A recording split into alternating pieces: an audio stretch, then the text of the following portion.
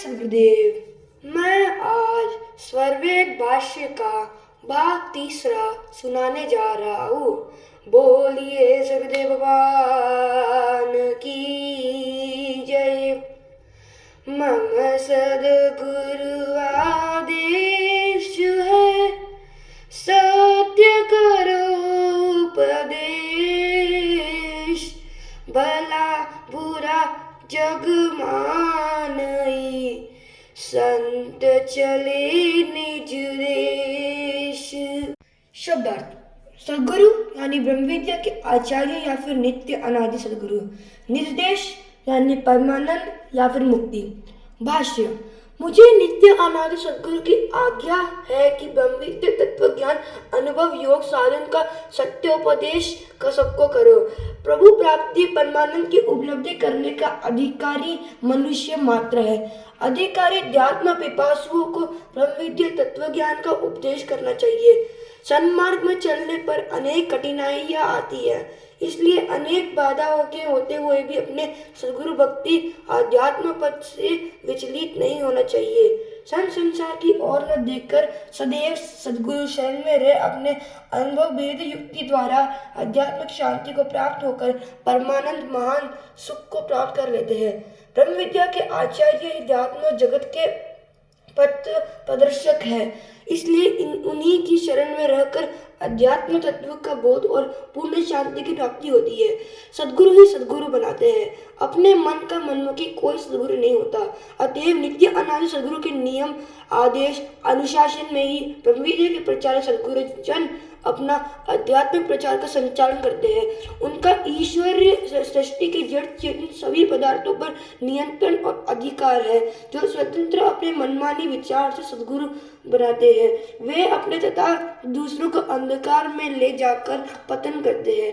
अतएव अध्यात्मपति को चाहिए कि अध्यात्मविद पूर्ण सदगुरु की खोज कर उनके ध्यान सदुपदेश के द्वारा अपने मानव जीवन को अध्यात्म पथ पर आगे बढ़ाए।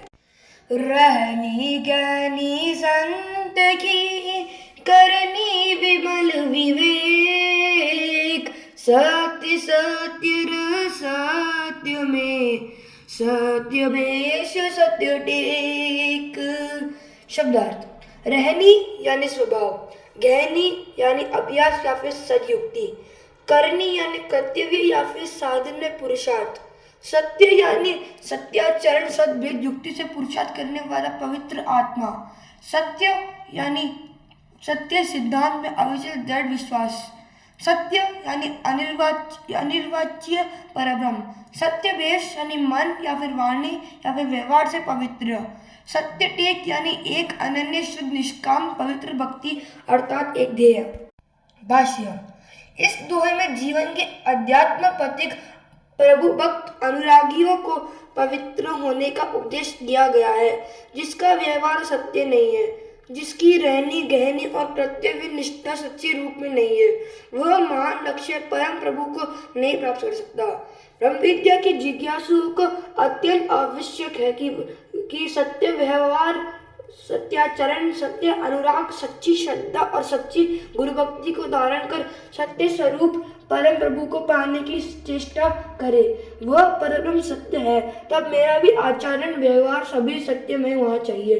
सत्यनिष्ठ जीवन में आत्मिक बल स्वाभाविक रूप से पाया जाता है। सत्य वह है जो 3 काल में एक रूप से रहे, जिसका सिद्धांत सत्य है, पुरुषार्थ अभ्यास कामना रहित सत्यमय है, जिसका व्यवहार आचरण छल कपट प्रवंचना से रहित है, वही सच्चा अध्यात्म पथिक अध्यात्म तत्व के सद्ज्ञान द्वारा जीवन के महान लक्ष्य को प्राप्त करता है। प्रभु के सामने सच्चे बनकर जाओ, वह तुम्हें स्वतः अपना योग साधन प्रभु भक्ति शुद्ध पवित्र अर्थात सत्य होने के लिए की जाती है। इसलिए व्यवहारिक या आध्यात्मिक सारे कार्य सत्य के प्रकाश में सत्यमय हो जावे। सारी विपदा अशांति मानव जीवन की सदैव के लिए विनष्ट हो जाएगी। प्रभु मेरे पास है और हम उसकी शरण में हैं। केवल शुद्ध पवित्र होकर उस विशाल दयालु सर्वदा प्रभु के सन्मुख अपने जीवन को प्रति समर्पित कर देना है। भक्ति का सच्चा रहस्य तभी प्राप्त होता है जब जीवात्मा सारी आश्वासना से अलग होकर एकमात्र प्रभु की शरण में आत्मसमर्पण कर देता है। जिस भक्त अध्यात्म पातिक में आत्मसमर्पण की सत्यता नहीं है, उसे आध्यात्मिक आनंद और शांति अभिमानयुक्त साधन और योग करने से नहीं प्राप्त हो सकती। सच्ची भक्ति पवित्रता में है और वह पवित्रता सत्यता से आती है। जिसका जीवन जितना ही सत्य, कोमल और दयालु होना, वह उतना ही अध्यात्म तत्वों को अंतर साधन भेद में शीघ्रता तो से प्राप्त कर सकेगा। सत्य में प्रकाश है और उसी में जीवन है। सत्य पथ पर चलने के लिए हमें सत्यनिष्ठ और सद्विवेक उपयुक्त हो, सत्य कर्तव्य परायण होना चाहिए। सत्य से बढ़कर दूसरा धर्म नहीं है। सत्य स्वरूप ईश्वर सत्य कर्मनिष्ठ सच्चे अनुरागियों को ही प्राप्त होता है। सत्य के पालन करने वाले भक्त की रक्षा भगवान स्वयं करते हैं एवं सत्य की सदैव विजय होती है। इसलिए ग्रंथकार ने सत्य की सच्ची व्याख्या इस दोहे में करके अनुरागी साधकों के सारे कर्म व्यवहार को सत्यमय बनाने का सदुपदेश किया है। सत्य वचन निरपेक्ष है, झूठ वचन है पक्ष। सत्य सत्य को मिलता है, संत अमत मत दक्ष। शब्दार्थ: सत्य वचन यानी निर्भ्रांत या फिर दिव्य पवित्र वाणी या फिर आप्त वचन। सत्य यानी परब्रह्म। सत्य यानी सत्य सिद्धांत पर रहने वाला दृढ़ता। सतमत यानी नित्य अनंत सद्गुरु का ब्रह्म विद्या विहंगम योगा मार्ग। अमत यानी सर्व मत संप्रदायों से रहित या फिर प्रकृति या फिर मन या फिर बुद्धि या फिर वाणी से परे शुद्धात्म चेतन प्रक्रिया। भाष्य: जिस योगी महापुरुष को व्यंगम योग समाधि में सर्व तत्वों का अपरोक्ष ज्ञान प्राप्त हो गया है, उसे ही सर्व पदार्थों की प्राप्ति अर्थात ज्ञान होता है। आप पुरुष के वचन संसार के लिए प्रमाण स्वरूप है। सत्य दृष्टा आपके वचन की निष्पक्ष होते हैं। प्रकृति मंडल के विद्वान या योगी के वचन निर्भ्रांत नहीं हो सकते। वह पक्षपात अर्थात दूसरे के ज्ञान के आधार पर अपने पक्ष का समर्थन करता है। इसलिए संसारी विद्वानों के वचन सत्य नहीं हो सकते। सत्य का पूर्ण ज्ञान योगाभ्यास अनुभव योग समाधि में होता है। योगी ही पूर्ण विद्वान और सर्व तत्व होता है। वाचक ज्ञान और ग्रंथावलोकन से जो बुद्धि निश्चय करती है वह ब्रह्मयुक्त होता है। योगजनन्य प्रज्ञा जिसे वितंबरा कहते हैं, वह योग के साधन द्वारा महाविद्या में स्वयं करने से प्रकट होती है और बुद्धि का जो आवरण है वह क्षय हो जाता है। बुद्धि के विकास का साधन पूर्ण रूप से प्राप्त होने पर ही तत्व का बोध होता है। इसलिए इस दोहे में योगी के निर्भ्रांत वचन को ही निष्पक्ष कहा गया है, क्योंकि प्रत्यक्ष निर्भ्रांत ज्ञान हो जाने पर ही संशय एवं मोह नष्ट होता है और सत्य का पूर्ण ज्ञान होता है। इसलिए सत्य वचन निर्भ्रांत निष्पक्ष होता है, जिसे वाणी के स्वरूप का ज्ञान नहीं, वाणी का मूलाधार कहा है। उसके स्वरूप का बोध नहीं है, वह यथार्थ सत्य को नहीं प्रकट कर सकता। सत्य वचन वही निष्पक्ष है जिस सत्य और उसके वास्तविक स्वरूप को हम प्राप्त कर चुके हैं। जिसे सत्य का दर्शन नहीं हुआ है वह सत्य को प्रकट नहीं कर सकता। वाणी, मन और आत्मा को सत्य ज्ञान के लिए योग साधन द्वारा उसे अंतर्मुख करना चाहिए, क्योंकि सत्य का स्वरूप प्रकृति के आवरण से ढका हुआ है। सत्य स्वरूप परब्रह्म को वही प्राप्त करता है जिसका जीवन सदैव सत्यमय हो जाता है। कपटपूर्ण सत्य सत्य नहीं है। सत्य में स्वाभाविकता और स्वयं प्रकाश है। जो छल और कपट से युक्त है वह सत्य नहीं। सत्य नित्य वस्तु है, उसका रूपांतर नहीं होता।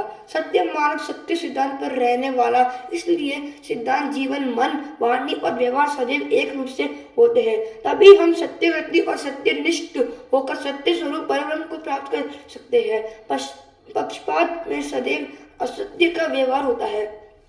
इसलिए सत्यनिष्ठ जन पक्षपात से रहित होकर यथा सत्य को जानने के लिए सद्गुरु शरण को प्राप्त होते हैं। संत में प्रकृति के जितने मत संप्रदाय के मार्ग है उनसे भिन्न है।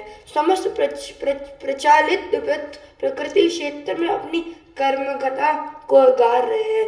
वैदिक संत मत अमृत है, वह शुद्ध ब्रह्म विद्या का विकास है एवं मानव जीवन के विकास के लिए यथार्थ मार्गदर्शन है। संत मत ब्रह्म विद्या किसी मत संप्रदाय की वस्तु नहीं है।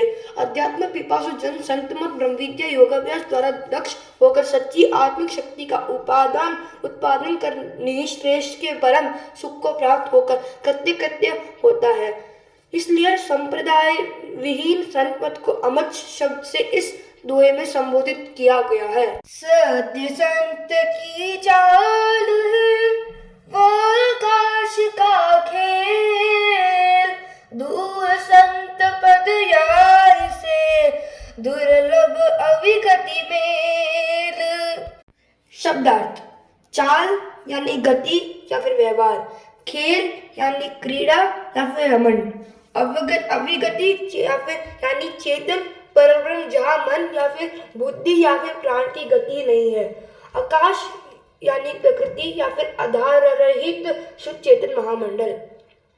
भाष्य: संत का साधन अनुभव गति सत्य है। प्रकृति में त्रिगुणों के भाव होने से आत्मिक चेतना चंचल रहती है, इसलिए उसकी गति में ह्रास विकास मन के सहयोग से होता रहता है।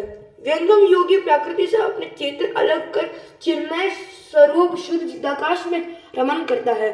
उसका आधार प्रकृति नहीं रहती, वह अपने सत्य चाल से प्रकृति आधार छोड़कर स्वच्छंद आकाश में आत्म क्रीड़ा करता है। इसलिए संत पद प्रकृति आधार से रहित दूर अर्थात सूक्ष्म है। यह चेतन परब्रह्म का संबंध अनन्य शरण आस्तिक्य भाव युक्त उत्तम कोटि के साधकों को प्राप्त होता है। मन बुद्धि वाणी एवं इंद्रिय से असंग होकर शुद्ध चेतन स्वरूप से संत की अनुभव गति संचालित होती है। इसलिए इस दोहे में संत की चाल अर्थात अनुभव सद्या युक्ति को सत्य कहा गया है। मना पवन सुरति को समिट बजो सत्य नाम, अर्ध भूमि जाकी नहीं अविचल स्थिर धाम। शब्दार्थ: मना यानी इंद्रिय से कार्य करने वाला या फिर विषय रस प्रलोभी एक अंतःकरण, पवन यानी प्राण, सुरति यानी चित्ती कला या फिर चेतन शक्ति, समिट यानी एकत्र, सत्यनाम यानी सार शब्द या फिर पर पुरुष, झाकी यानी देखना, अविचल यानी दृढ़, धाम यानी चेतन केंद्र विराजमान। भाष्य: मन के द्वारा ही इंद्रिय में गति होती है। मन के संबंध से इंद्रिय कर्णों के विषय उपभोग से आत्मा को दुख सुख की प्राप्ति होती है। इसलिए इस वाणी में मन को सर्वप्रथम पकड़ने का उपदेश दिया गया है। पवन से ही चक्र नाल और सारे शरीर में क्रिया होती है। शरीर के अंदर मन और पवन इन्हीं दोनों के द्वारा प्रकृति की सारी क्रियाएं होती है, परंतु मन और पवन से सूक्ष्म सुरति है जिसके संबंध से देह संघात की सारी क्रियाएं होती है। जब सुरति मन का साथ देती है तभी मन इंद्रिय द्वारा अपने समस्त कर्मों को करता है। सुरति आत्मा की चेतन किरण अर्थात चेतन शक्ति है। इसलिए प्रकृति देह संघात में बिखरी हुई समस्त शक्तियों को लेकर उनके मूल कारण में जब योगी लय कर देता है तभी आगे का उसका मार्ग प्रशस्त होता है। जब तक मन और पवन में स्मृति लगी रहेगी तब तक आत्मिक चेतना स्थिर नहीं होगी। इसलिए योग साधन विहंगम मार्ग में स्मृति के साथ मन और पवन को पकड़ कर अंतर्मुख करके उसके मूल कारण में विलय कर परब्रह्म परम प्रभु की प्राप्ति की भक्ति की जाती है। मन पवन और स्मृति को समेटकर सद्गुरु भेद युक्ति से परम प्रभु की भक्ति होती है। जब इन तीनों को अंतर्मुख कर योग स्वयं सद्गुरु विधान द्वारा सहज योगी अंतर प्रवेश कर जाता है तब मन पवन के लय हो जाने पर प्रकृति में नीचे नहीं देखता, बल्कि मन पवन से रहित होने पर शुद्ध स्मृति द्वारा दृढ़ स्थिर परम पद को प्राप्त करते हो जाता है। बोलिए सूर्यदेव भगवान की जय। अगर आपको वीडियो अच्छी लगी तो लाइक कीजिए, चैनल पे नए हो तो सब्सक्राइब कीजिए, ज़्यादा से ज़्यादा शेयर कीजिए। अगर मेरे से कोई गलती हुई तो मुझे माफ़ कर दीजिए। बोलिए सूर्यदेव भगवान की जय।